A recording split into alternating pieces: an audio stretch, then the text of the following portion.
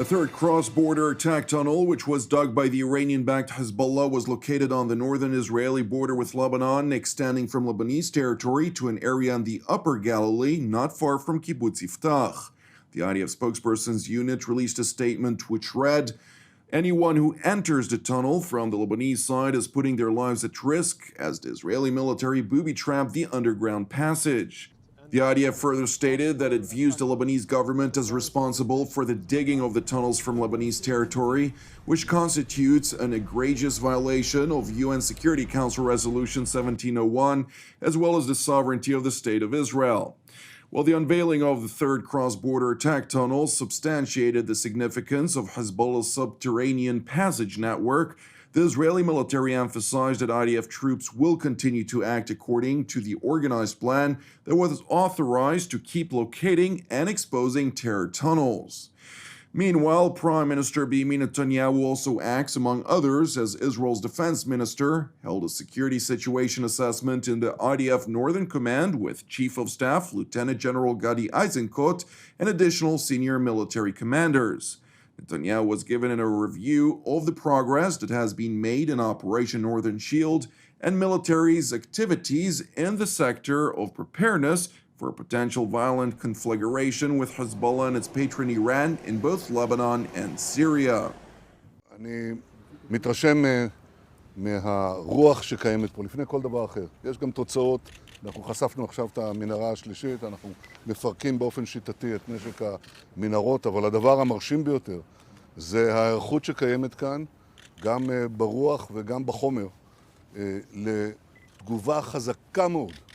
אם החמאס יעשה יותר נכון, החיזבאללה יעשה את הטעות הגדולה ויחליט באיזושהי צורה לפגוע בנו או להתנגד לפעולה שאנחנו עושים. הוא יחטוף מכות שהוא לא יכול אפילו לדמיין. והדבר החשוב ביותר זה הרוח של המפקדים והלוחמים, והיא חזקה ואיתנה, והם ערוכים היטב. Prime Minister Netanyahu further underlined that Jerusalem was well aware of the efforts by Hezbollah to establish a broad subterranean cross-border attack network, aspiring to take Israel by surprise in a next potential war. Nevertheless, the top Israeli defense official revealed that Jerusalem was well aware of Hezbollah's activities, which were kept a secret until a cohesive plan was formed to deal with the growing threats. אנחנו ידענו, אנחנו תכננו, זה לא דלף. תשאלו אתם, איך זה לא דלף אליכם? אבל זה לא דלף. שמרנו על הסוד, תכננו את זה בקפידה, אנחנו מבצעים בדיוק את מה שתכננו, אבל אנחנו ערוכים גם לבלת"מים. אם מישהו יחשוב, גם לזה אנחנו מתוכננים. ויש פה עוצמת אש כבירה, כבירה. Netanyahu also noted that an Israeli military delegation left for Moscow to explain to their Russian counterparts the Israeli operation and to clarify unequivocally to the Kremlin that Israel reserves its right to act against the establishment of Iranian and Hezbollah forces in Syria and Lebanon. היא תסביר את המבצע שאנחנו עושים כאן, היא תבהיר בצורה חד משמעית שישראל שומרת לעצמה את הזכות, הייתי אומר גם את החובה, לפעול נגד התבססות איראנית בסוריה, צבאית, וגם של חיזבאללה בסוריה, וגם של גרורותיה של איראן פה בניסיונם לחפור מנהרות מתחת לגבולנו. Prime Minister Benjamin Netanyahu also took the opportunity to relay a threat to Hezbollah and its patron Iran not to test Israel's power on the country's northern frontier.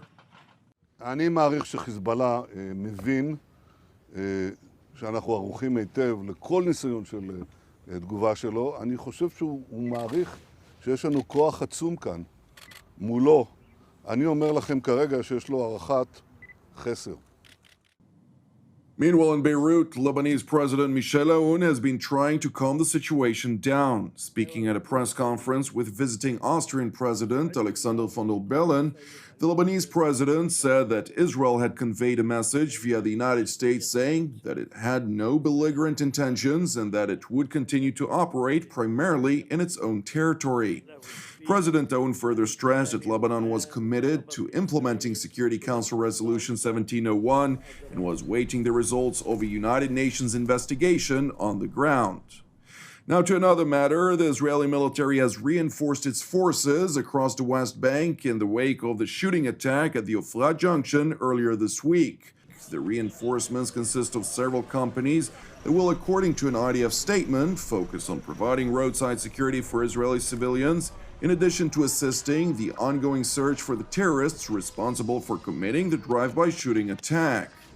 Meanwhile, a Palestinian driver reportedly rammed his car into an Israeli border police vehicle, after which he attempted to drive into a group of officers who were securing the area.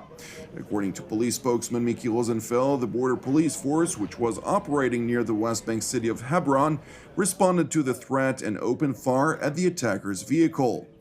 Following a police inquiry, Palestinian medical teams confirmed the attacker's death, yet gave no further details regarding the incident.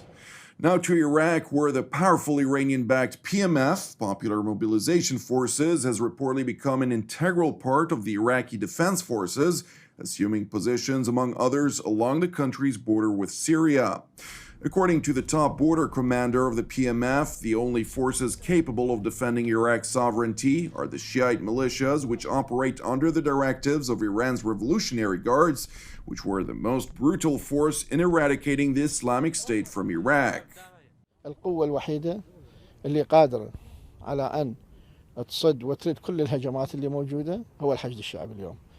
زين، ولكن اليوم احنا نشوف انه القطاعات منتشرة، يعني حشد الشعبي، جيش عراقي، قوات حدود، شرطة اتحادية، قوات الرد السريع، فهذه كلها تعتبر منظومة عسكرية تابعة للعراق، والكل يعمل سوية.